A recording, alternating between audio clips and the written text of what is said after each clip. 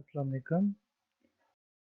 This is lecture 7 of Software Requirement Engineering. In this lecture, we are going to discuss about creating software requirement specification document, and there will be discussion about software requirement specification document standards and how you can build by following some certain guidelines.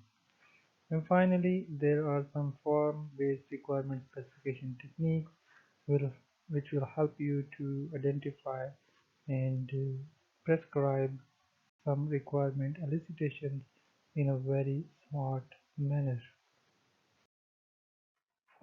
So by this time of the course, you must be well aware that software requirement specification is a document that uses well structured and carefully written natural language. It is the end product of software requirement engineering process, and it contains graphical models that illustrate the transformational processes, system states, and the changes between them using different diagrams, data relationships, logic flows, and other class object classes and their relationships. These such kind of diagrams have been discussed in the previous lectures, such as use cases diagrams, state transition diagrams, workflows, data flow diagrams, and entity relationship models, along with many others. So it should also contain some formal specification that they define the requirements using mathematically precise formal language, and it contains some information in the structured natural language which is augmented with the graphical models, and it remains the most practical way for the most software projects to document their requirements, and you should use the software requirement specification document to model the requirements of your projects. So this document serves as a baseline and for all the subsequent project planning, design, and coding, as well as the foundation for the system testing and user documentation. So it is the most critical aspect or the product of your software requirement engineering process. So it should not contain a design. That is a very particular thing for the next process in the software development life cycle, construction and testing or project management details other than a known design and implementation constraints only. So there are many users of software requirement specifications. First of all, there are customers, the marketing department and the sales staff need to know what the products they can expect or to be delivered, what are the features and how can they utilize this product. And then the other users of the stakeholders, such as project managers, which base their estimates of the schedule, that how much time and effort and resources on the product description is required. The SRS tells the software development team to what to build exactly. The testing group also uses the software requirement specifications to develop test plans, cases, and procedures. The software requirement specification tells the maintenance staff as well and support staff that what each part of the product is supposed to do. SRS is very useful for the documentation. Writers base their manuals and help screens on the SRS and the user interface design. The SRS is also used for training personnel who use it for the user documentations and to develop educational materials. SRS is often useful for the legal staff to ensure that the requirements comply with the applicable laws and regulations. So, as it is described, and it is weighed down that there are so many users of software requirement specifications, and it is the one of the most important document in the software development life cycle. Therefore, it should be written in a very precise and effective manner. There are some readability suggestions which are described here that you should follow in your requirement specification documents that conform to the specific standards. For example, you should label the sections, the subsections, and individual requirement consistently so that the users are not lost and they have a particular view of your system every time they are reading any particular section, subsection. You should also use the visual emphasis such as you can bold or underline or italic or different fonts for consistently and judiciously to highlight certain requirements from the others. You should create a table of contents which is a necessary part of your software requirement specification document, and perhaps an index to help readers to find out the information they need to find.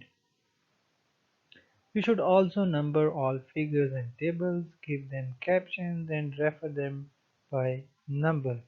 You should use a word processor cross-reference facility rather than the hand-coded pages, because whenever you change the document, your cross-references is not going to change if you are using this particular technique. However, if you are using hard-coded pages, if the section number change, your location or the address of the location will change in the document, which will have certain ambiguous effects on your document. You should use hyperlinks to let reader jump to the related sections in the SRS or in other documents, and you should use an appropriate template to organize all the necessary information. You should label the requirements to satisfy the quality criteria of traceability and modifiability. Each requirement must be uniquely and persistently identified throughout the document. This will allow you to refer to the specific requirements in a change request or a modification history or a cross-reference or requirement traceability matrix. The format will also facilitate reusing the requirements in multiple projects, and the bullet lists are not adequate for these purposes. Therefore, there are many other techniques which will be discussed in the subsequent slides are used to label the requirements in a particular and appropriate way. So the first of these types is the sequence number. So you can use the simplest approach which gives every requirement a unique sequence number, such as user requirement 9 or software requirement specification requirement 43. So you can use any sequence number, and it is the simplest form of the sequencing. Then commercial requirements management tools assigns such and identify when the user adds a new requirement to the requirements tools database. These tools also support the hierarchical numbering. The prefixes of the sequences indicate the requirement type, such as the user requirement is referred as UR, and SRS or one will be an overall requirement for your software requirement specification document. So a number is not reused if the requirement is deleted to avoid ambiguities. This simple numbering approach does not provide any logical or hierarchical grouping of related requirements, and each requirement is treated individually without the aspect of the hierarchies between the requirements and grouping the particular set of requirements as one feature. And the labels also do not give clues about what each requirement is about, so this technique is not very much popular in use and it must be prohibited. Another technique which is used commonly is called hierarchical numbering. This is the common format of writing documents, or the it is called the book structure. So it is the most commonly used convention. If the functional requirements appear in the section 3.2 of your SRS, then they will have labels begin with the 3.2, for example 3.2.4.3, and so on. So more digits indicate more detailed lower level requirement. So this requirement is a higher level requirement than this requirement, and if you have more digits, such as if you augment this case, for example 4.3.1, there will be another lower level requirement which is lower than this particular requirement. This method is simple and compact. Your word processor can assign the numbers automatically. However, the labels can grow to many digits even in the medium-sized software requirement specifications. In addition, numerical labels tells you nothing about the purpose of each requirement. Therefore, more seriously, this scheme does not generate persistent labels as well, and if you insert a new requirement, the numbers of all following requirements in that section will be incremented. Therefore, delete or move a requirement and number the following in it, that section will be decremented. This changes disrupt any references to those requirements elsewhere in the system. Therefore, it is also not a practical approach in the software requirement specification where you constantly change the requirements or modify or merge the requirements into one. Another useful technique which is quite practical is called hierarchical numbering with some text, which is also used commonly in many documents such as books and other written documents. So it is an improved version over the hierarchical numbering discussed in the previous slide, is to number the major sections of the requirements hierarchically and then identify the individual function requirements in each section with a short text code followed by a sequence number. For example, if you use the sequencing of the previous slide, such as hierarchies of the sections 3.1, 3.2, etc., SRS might contain a section 3.5 with small text such as editor functions, and the requirement in that section could be labeled as editor 1, editor 2, and so forth. This will greatly reduce the difficulties of understanding in different kinds of sections. So this approach provides some hierarchy and organization while keeping the labels short, somewhat meaningful, and less positionally dependent. So if you change these requirements, there will not be a significant impact on the rest of the sections. The last type of representation is the hierarchical textual tags. If you consider this requirement, the system shall ask the user to confirm any request to print more than 10 copies. This requirement might be tagged as print.confirm copies. This indicates that this is a part of the print function and relates to the number of copies to print. Hierarchical textual tags are structured, and these are meaningful and unaffected by adding, deleting, or moving the other requirements because tags will be unique to each of the requirements. However, they have certain drawbacks, that they are bulkier than the numeric labels, but that is a small price to pay for the stable labels.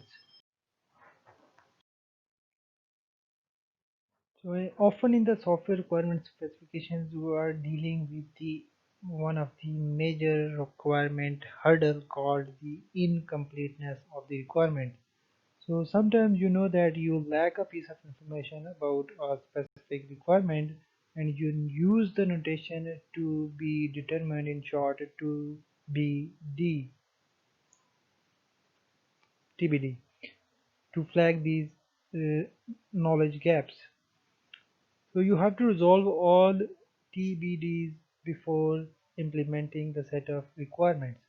Any uncertainties that remain increase the risk of a developer or a tester making errors and having to perform rework. The best way is to use an SRS template, and many people use template derived from one of the described IEEE standard 830/1998, which is the IEEE recommended practice for software requirement specification, and you will be using this requirement for your final year projects and other different projects. So this template is useful for many kind of projects, but it has some limitation and confusing elements. And if you tackle various kind of and different size of projects, such as a new large system development as well as minor enhancement to the legacy systems, you should adapt an SRS template for each major project class. So we briefly look at the SRS template adapted from the 830 standard. So it has the five major components which involve the introduction of your project, which describes the purpose, conventions, intended readers, project scope, and some references. The Section 2 provides the overall description of the product, perspective and its features. It identifies the users and the operating environment and certain design constraints. All the user documentation and assumptions are provided in the description section. Section 3 is the most important, which contains the system features or the functional requirements. It provides each feature with the description and the priority, stimulus response sequence, and functional requirements. There are some external interface requirements for systems which are described in Section 4 of SRS, which include user interfaces, hardware interfaces, software interfaces, and any communication interfaces with the other softwares or hardware components. The fifth section contains the non-functional requirements such as performance, safety, security, and other quality attributes. There is an optional sixth semester which includes the other requirements such as legislation or any regulatory body authority requirements. You can append these requirement document with the appendices. So you can provide the glossary of the items, you can provide the appendix about the analysis models you use for the software requirement specification, and you can also provide the list of issues in one. So let us describe a detailed overview of the sections of the software requirement specification template adapted from the IEEE 830/1998 standard. So as described earlier, there is a section for the introduction which overviews to help the reader understand how the SRS document is organized and how you are going to use it to identify the requirements. And in the first section 1.1, there is a purpose of the document and the product itself. The purpose identifies the application whose requirements are specified in this document, including the revision, version, and release number. You should also provide some document conventions which describes any standard typographical conventions, including text styles, highlighting, or significant notations. You should also provide list of abbreviations. For instance, state whether the priority shown on a high-level requirement is inherited by all the detailed requirements, or whether every functional requirement statement is to have its own priority rating. The intended audience and the reading suggestions are the list of the different readers whom the SRE is directed. It is the intended audience you want to convey your message. They can be stakeholder users and product managers, developers, etc. So you should suggest a sequence for reading the document that is most appropriate for each type of reader, and by particularly highlighting the focus for each type of reader, such as the users are most interested in the introduction and the overall description of the project, and the developers are more interested in the functional requirements. You should also provide the project scope in the first section, which is a short description of the software being specified and purpose. We had a separate lecture for the project scope and limitations.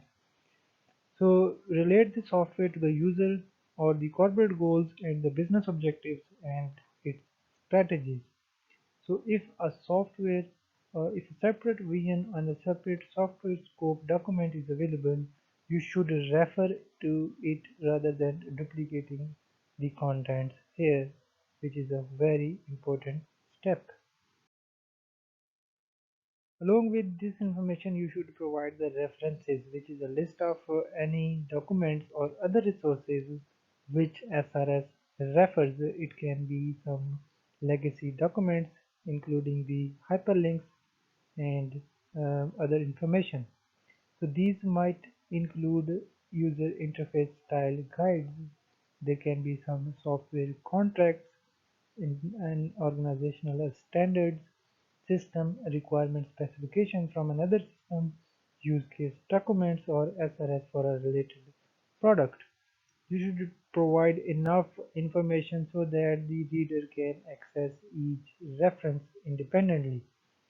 The second section is about the overall description, which presents a high-level overview of the product and the environment in which it will be used. The anticipated product users are also described, and the known constraint along with the assumptions and dependencies are also part of the overall description. The section 2.1 provides the perspective of the product, which is the product context and its origin. It describes the actual perspective of the product, that how or what part of your project or a product is going to be released. It is the next number of growing product family, such as the next version of a mature system, or it can be a replacement for an existing application, or it can be a entirely new product. So if this SRS defines a component of a larger system, state how this software relates to overall system and identify major interfaces between the two systems. You should also provide product features in a broad and comprehensive manner in the second section of SRS, and the major feature in the product contains the significant function that it performs, not the low-level details. So in other words, you need only a high-level summary that what your project or product provides. So a picture of the major components of the groups of the requirements and how they are related, such as the top level data flow diagram, an architecture diagram, a use case diagram, or a class diagram might be helpful to convey the meaning. The description of the user classes and characteristics of the users is also part of the second section of SRS, and it identifies the various user classes that will use your system, and it will also provide some characteristics of those users. Users classes usually represent a subset of the stakeholders which you described in the vision and the scope document.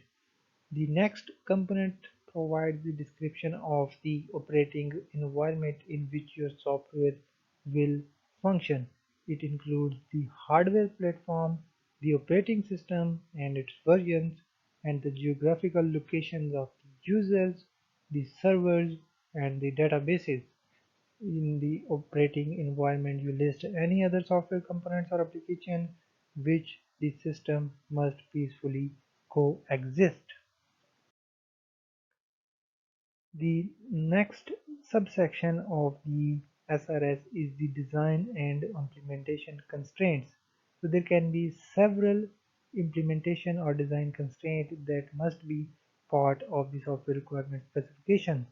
So this section describes the factors which will restrict the options available to the developers and the rationale for each constraint, that why it cannot be achieved.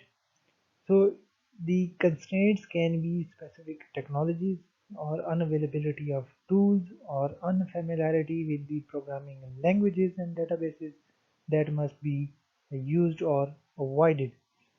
So there are some restrictions because the product operating environment, such as types and versions of web browsers that will be used, does not support your applications.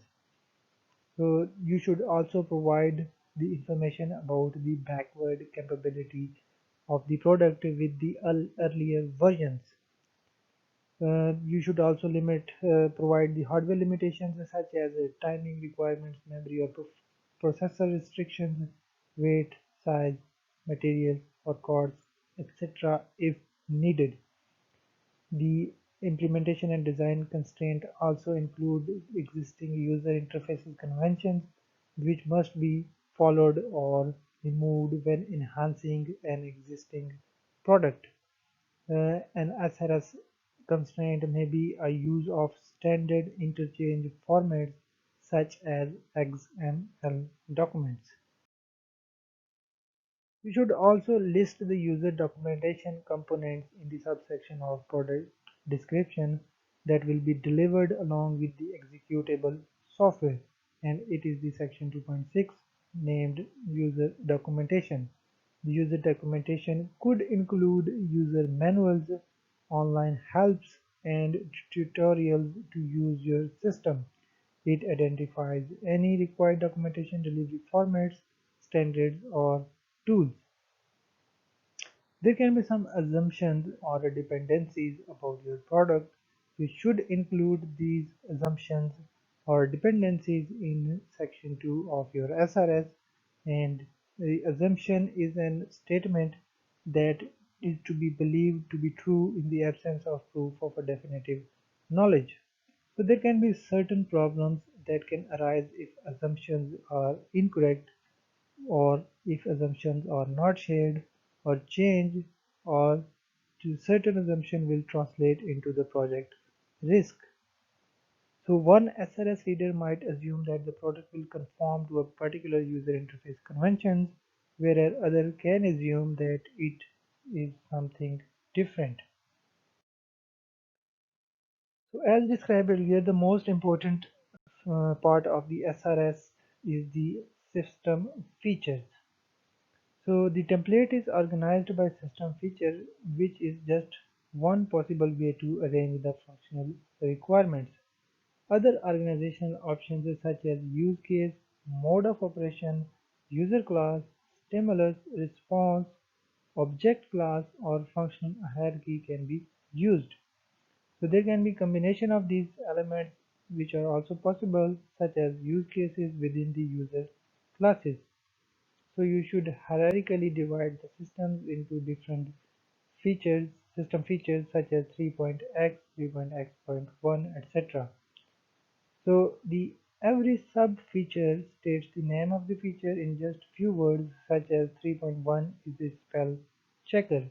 So you repeat the subsections through the third step for each system feature. So the third hierarchical level shows the exact low level requirement.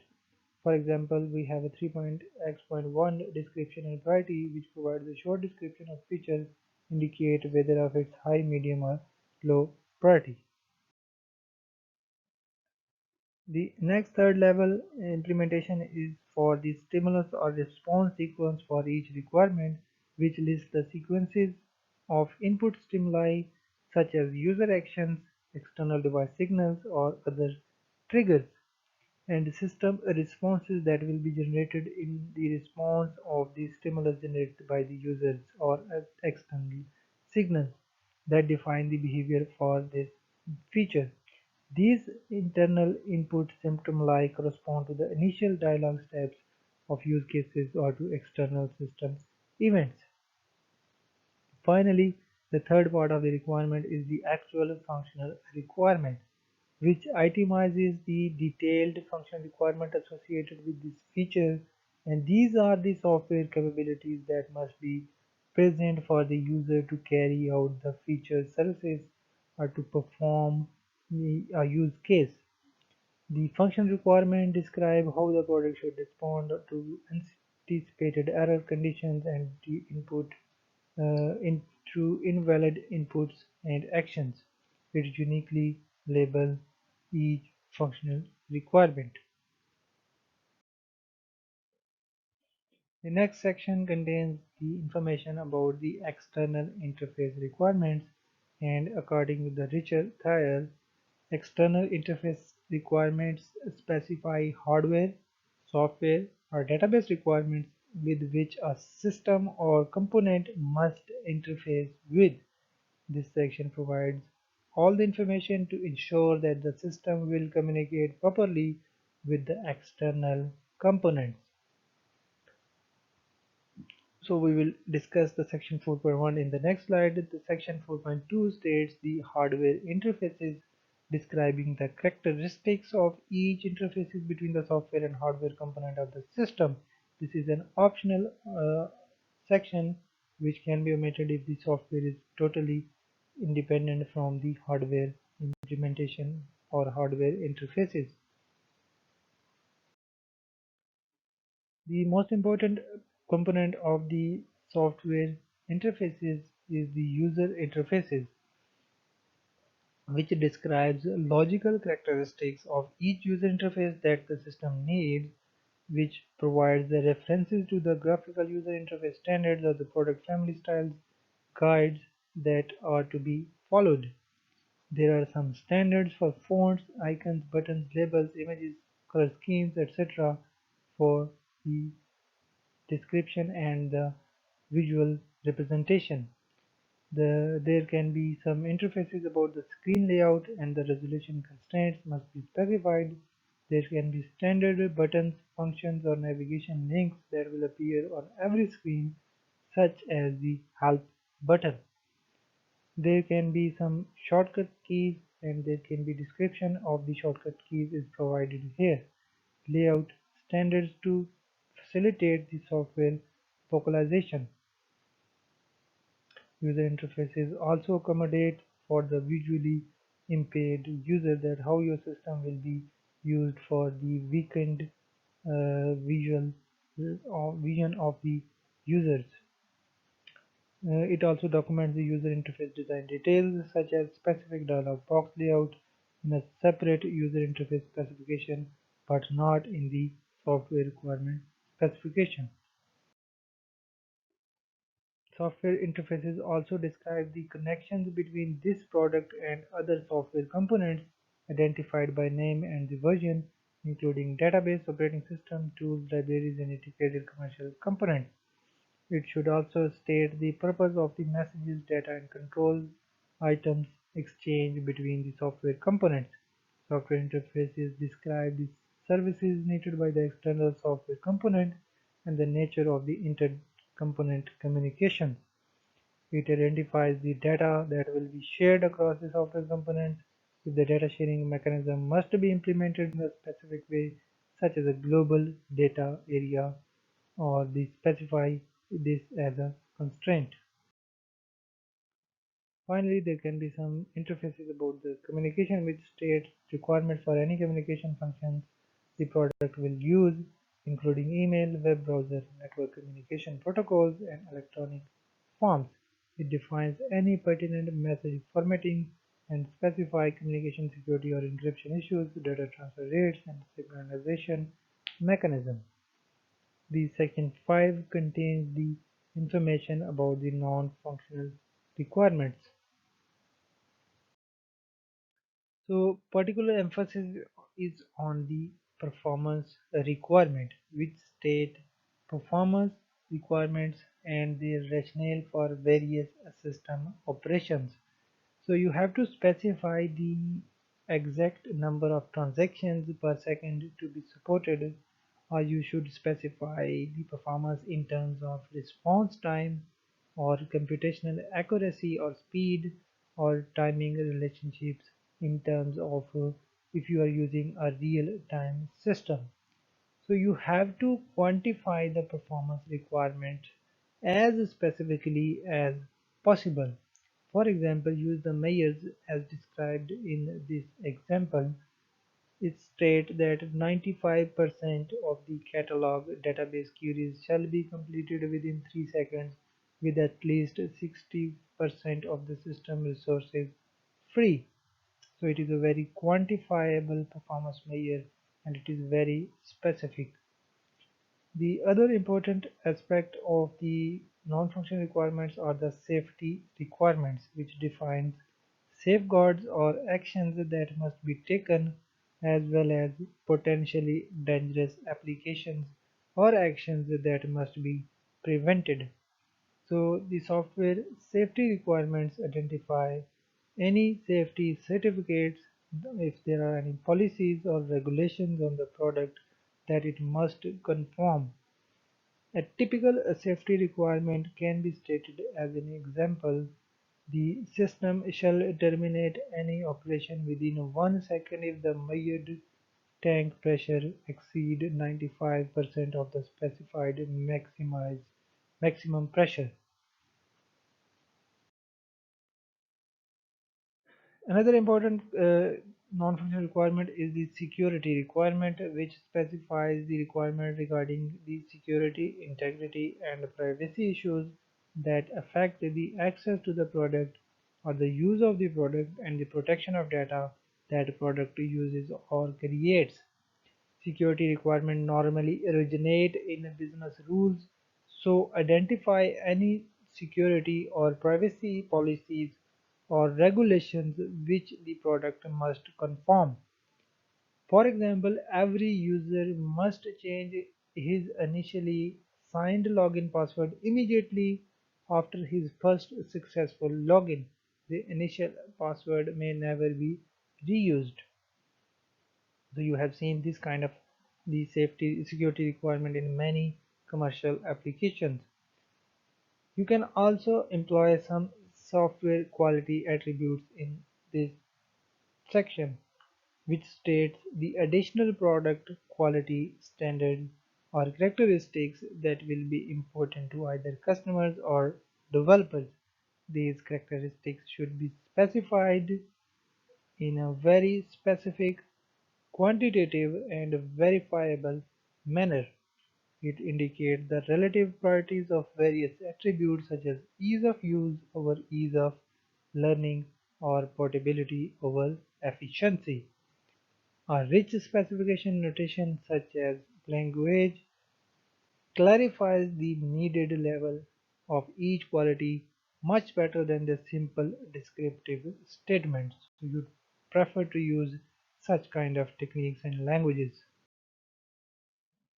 There can be an optional section for the other requirements which defines the requirements that are not covered elsewhere in the software requirement specification.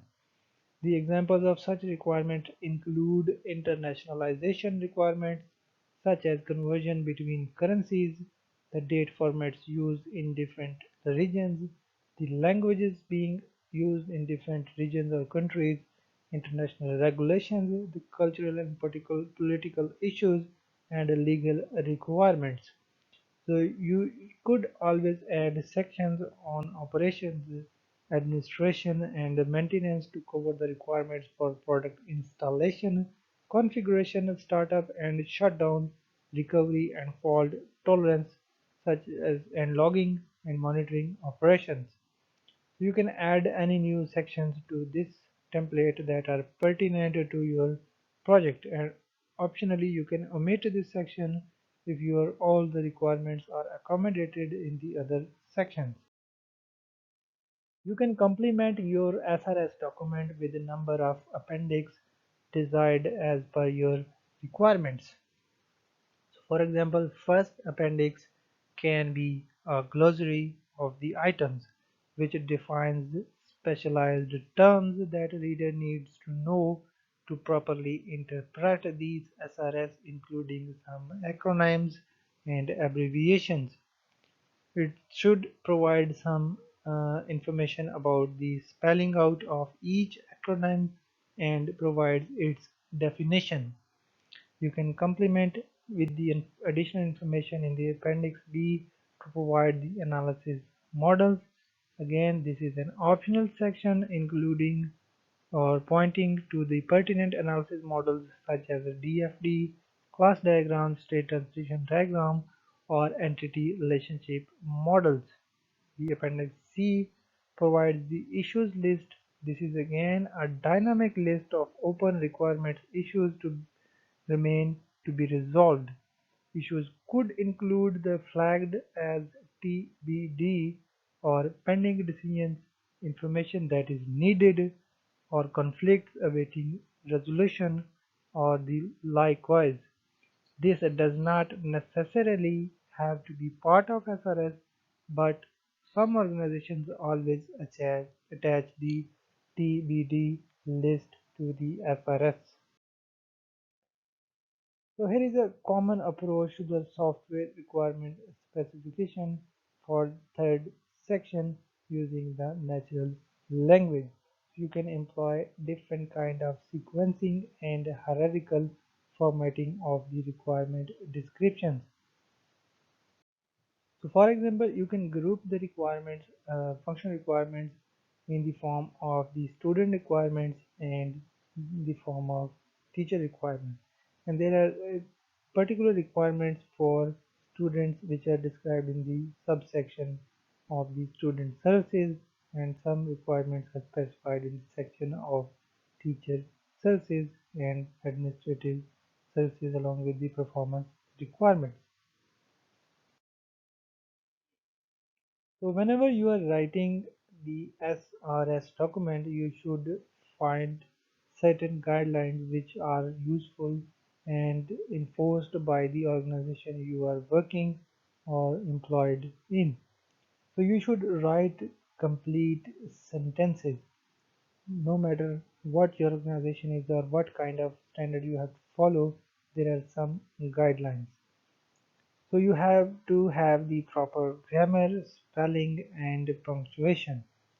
You should always use the active voice. For example, you should use the sentences like the system shall do something or system shall perform something, not like something shall happen. Use the term consistently and as defined in the glossary. Watch out for the synonyms and the near synonyms. Use the same language or same word throughout the SRS. The SRS template is not a place for creativity to vary your language. If you want to do that, you should write essays, not the software requirement specifications. So you should decompose a vague top-level requirement into sufficient details to clarify it and remove ambiguity. Use lists, figures, graphs, and tables to present information visually, and requirement authors often struggle to find the right level of granularity, level of detail. Therefore, this is the most important guideline. Additionally, a helpful guideline is to write individual testable requirements. So if you can think a small number of the related test cases to verify the requirement that was correctly implemented, it is probably at an appropriate level of detail. So if the tests you envision are more than your expectations or have in tedium numbers, and they are also diverse, uh, such as varying from different requirements. Perhaps several requirements are lumped together and you have to separate those requirements. So you should use words such as and or, and also in a requirement that are several requirements might have been combined into one. However, you should never use the conflicting terms such as and, slash, or in a single requirement. It leaves interpretation to the reader, such as some can interpret it is as and some can interpret it or. So words such as unless and except or similar to and or also indicate the multiple requirements. You should avoid stating requirements redundantly as well. You should use and write the same requirements in the multiple places that make the document easier to read but harder to maintain. Again, cross-referencing is very important, and cross-referencing related to items in the SRS to help keep them synchronized when making changes. High quality requirement statements should be complete, correct, feasible, necessary, prioritized, unambiguous, and verifiable. These are all the traits we have discussed in the previous lecture in very detail.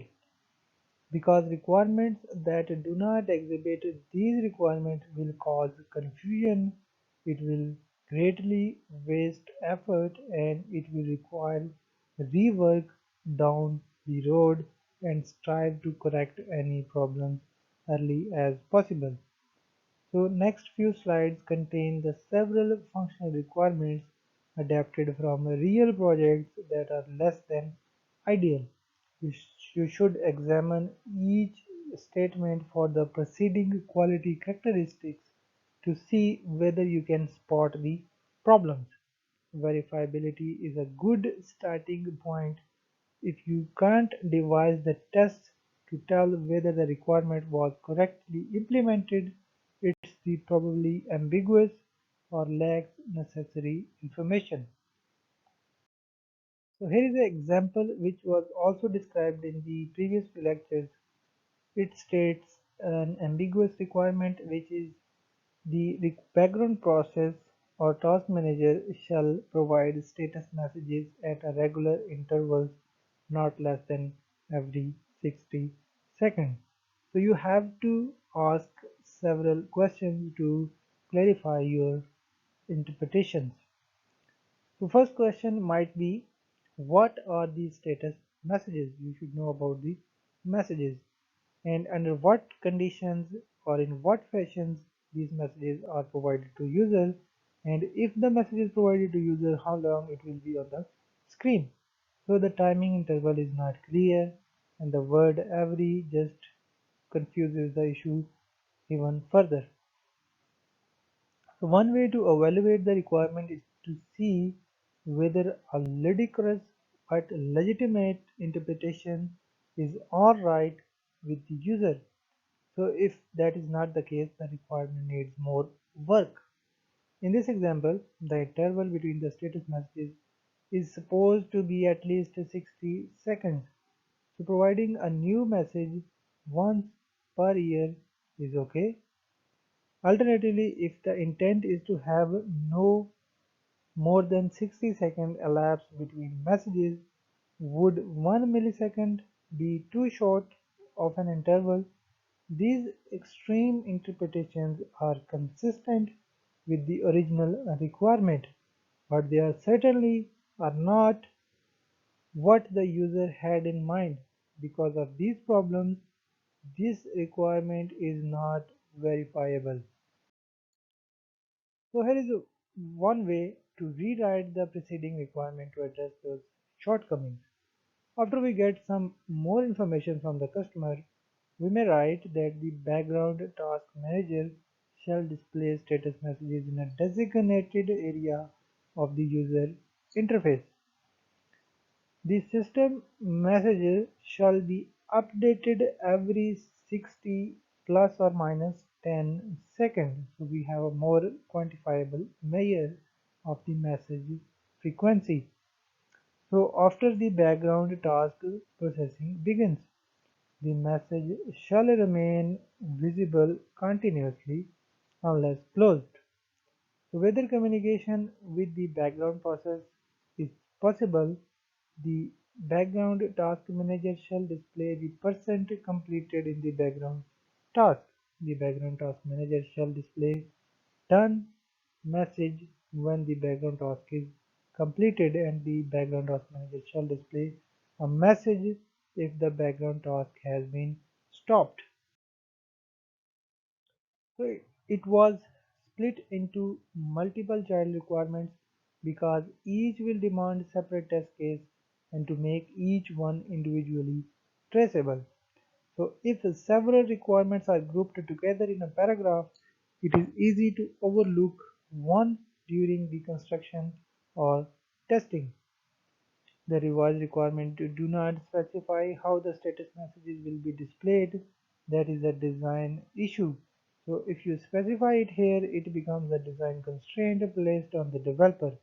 Prematurely constrained design options frustrate the programmers and can result in a suboptimal product design. So here is another example which states the XML editor shall switch between the displaying and hiding non-operating characters instantaneously. So you can go through the questions of these requirements and identify the inconsistencies and further refine the requirements. So here is another example. So you can go through the number of examples to further understand the concept. Another kind of verification of the requirement is form-based specification. it is very useful for the definition of the function or the entity, and it provides the description of input and where they come from. It also describes the output and where they go, along with the indication of other entities which are required to achieve a specific functional or non-functional requirement. It should also provide some pre and post condition if necessary and the side effects of the any problems. So here is an example of a form-based specification with the function definition stating that a module will let student to select add the course which he or she wishes to study. So we have to specify the inputs which are course name and course code.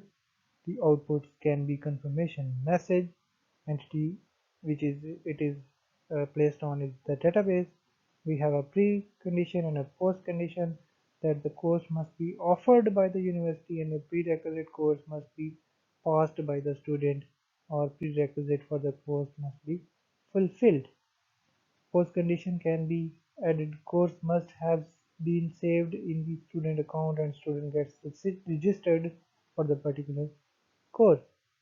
There is a insignificant side effect that it will inhabit space in the database. So here is another example of the form-based specification which shows the delete student address example. Again, there are inputs which can be a student registration number and output is a confirmation message, and entity is again database, and the precondition that student address must exist in the system and there will be no address in the post condition, and we have a significant side effect which states that the data of the deleted student is not available for any further extent, which will lead to the incomplete student information. One aspect we have been persistently describing is that evaluation of a product to judge whether it satisfies the worded quality requirements is very difficult. So in addition, a simplistic quality and performance goals can be unrealistic in the textual format. So specifying a maximum response time of 2 seconds for a database query might be fine for a simple lookup in the local database, but impossible for a six-way join of relational tables residing in geographically separated servers. To address such problems of ambiguous and incomplete non-functional requirements, consultant Dom Gilb has developed a P-language, a planning language which with a rich set of keywords that permits precise statement of quality attributes and other project goals. The example is a version of a performance requirement. Again, we have the same requirement described in the previous slide that 95% of catalog database queries shall be completed within 3 seconds on a single user 1.1 GHz Intel Pentium 4 PC running Microsoft Windows XP with at least 60% of system resources free. So there are typical ways to define a non-functional requirements with the P language. Here are some important components that you have to provide a tag, which is a representation of requirement in tag format.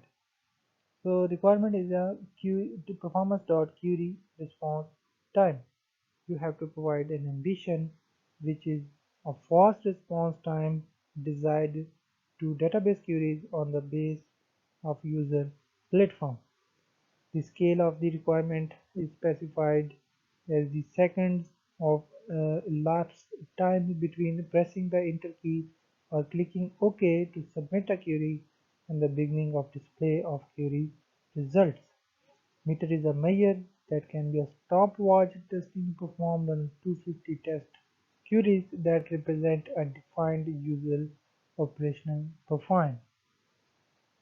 There are some must requirements that no more than 10 seconds for 98% of queries, i.e. field support manager. Plan there are no more than 3 seconds for category 1 queries, each for 8 seconds for all queries. We can have a wish for no more than 2 seconds for all queries. So each requirement receives a unique tag or a label. The ambition states the purpose or objective of the system that leads this requirement. The scale defines the unit of measurement and the meter describes how precisely you measure the scales. So in the meters, all stakeholders need to have the same understanding of how to measure the performance. Suppose that the user interprets the measurement to be from the time that she presses the enter key until the complete set of query results appear rather than until the beginning of the result display.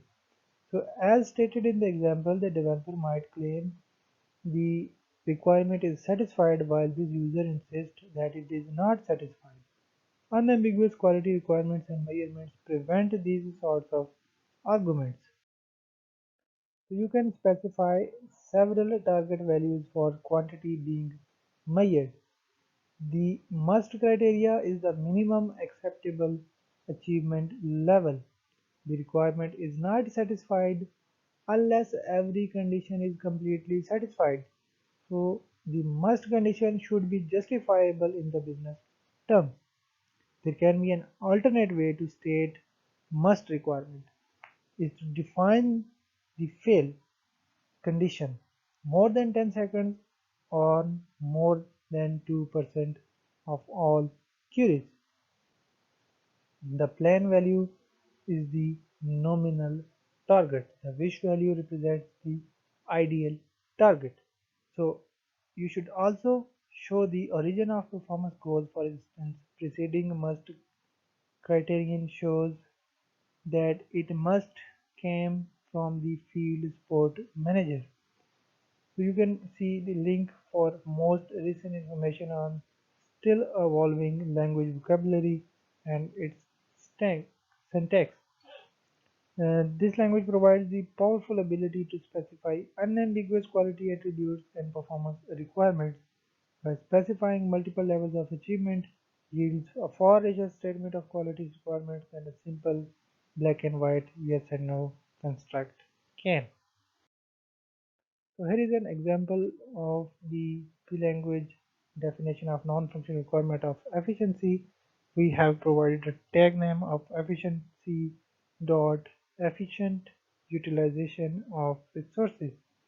We have an ambition to efficiently utilize system resources, particularly the processor, to increase the throughput and avoid degraded performance. The next thing is to provide the scale or to measure. So the scale here is a measure of how well the system utilizes processor capacity, the disk space, memory or communication bandwidth. And how you measure these is provided in the meter. Meter states that 200 test cases performed to check the average working time of resources in a defined time interval. We should have some must requirement, which is a baseline, which states that the speed and accuracy of the processing should be sufficient to provide high throughput up to 90%. So you plan to wish some requirements which says that the speed and accuracy of processing should be sufficient to provide high throughput up to 95%.